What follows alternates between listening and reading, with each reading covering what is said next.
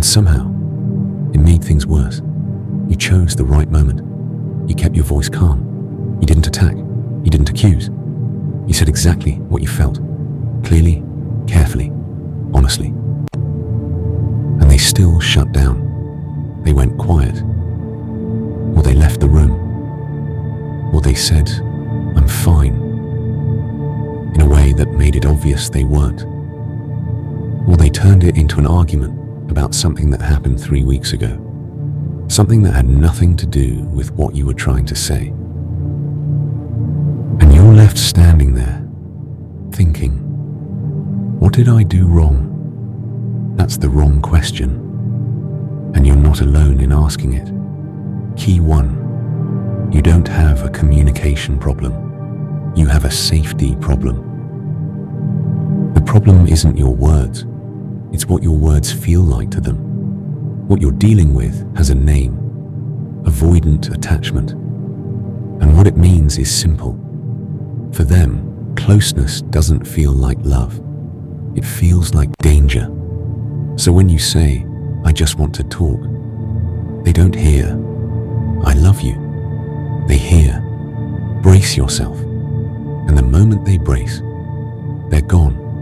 Not physically maybe, but gone. This isn't coldness. This isn't indifference. This is a pattern that was built long before you arrived. And it has nothing to do with how much they care about you. So before the next conversation, stop asking what you said wrong. Start asking what they might have felt when you said it. The problem was never that you didn't communicate well enough. The problem is they've never felt safe enough to receive it. Key 2. What you say matters less than how you arrive. Think about the last time you needed to talk. You waited until it felt urgent, until the feeling was too big to hold. And then you brought it to them, all of it, at once. That's not a conversation to them.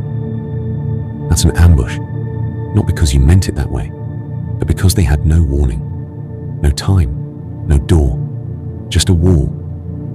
Suddenly, one thing changes this. I'd like to talk about something later. When would be a good time for you? That sentence hands them control.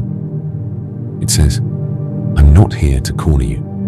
And when you do talk, one thing, not everything that's been building for months, one specific thing, because they can handle a conversation. What they can't handle is feeling like they're on trial. This week, try it once. One topic, one heads up, nothing more. The way you knock on the door decides whether it opens.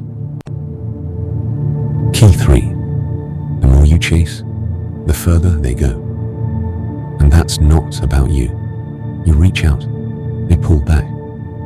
You reach out more, they pull back further. You feel rejected, so you try harder. And somehow, the harder you try, the more distant they become. It feels personal. It feels like proof that they don't care. But that's not what's happening. When you chase, you're not showing them love. You're confirming their fear. The fear that closeness always comes with pressure. That someone who gets close will eventually demand more than they can give. So they retreat, not to punish you, to survive.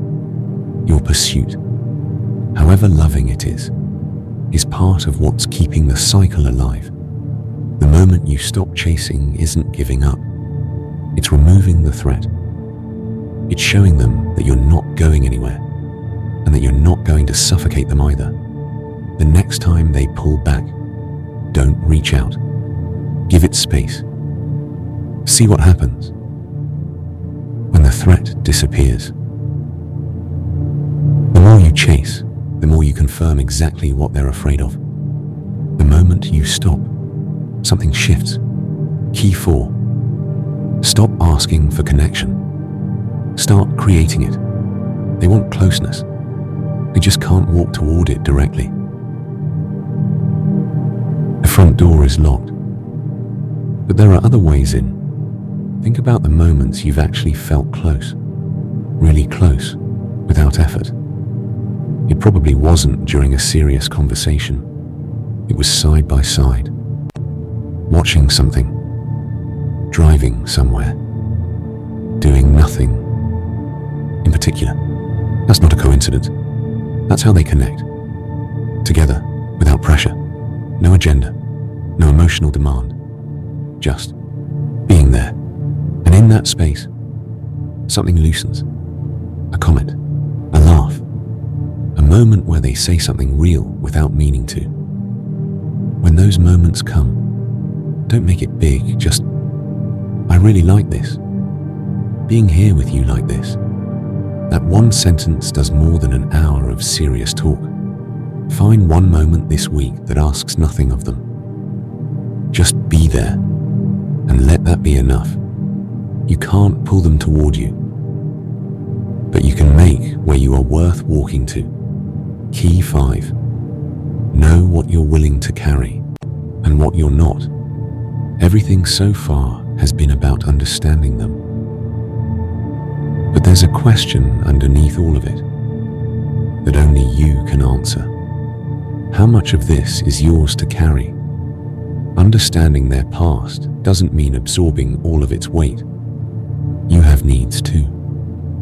And those needs don't become less real because their pain is real. At some point, and only you know when, you'll need to ask, what am I willing to accept? And what am I not? That's not an ultimatum. That's not giving up. That's the most honest thing you can do for both of you. Some people, with time and safety, do open. They learn that closeness doesn't have to mean danger, but some don't, and staying in the hope that they will, while losing yourself piece by piece. That's not love. That's disappearing quietly and calling it devotion. Write it down. Not for them, just for you. What do you need? What are you no longer willing to go without? Knowing your limits isn't giving up on them. It's refusing to give up on yourself. 5 keys. Not 5 steps to fix them. Not 5 tricks to make them different. 5 ways to understand what's actually happening and move through it with more clarity than pain. They may not change, or they may surprise you, but you already know more than you did when you started. And that's not nothing. That's exactly where it begins.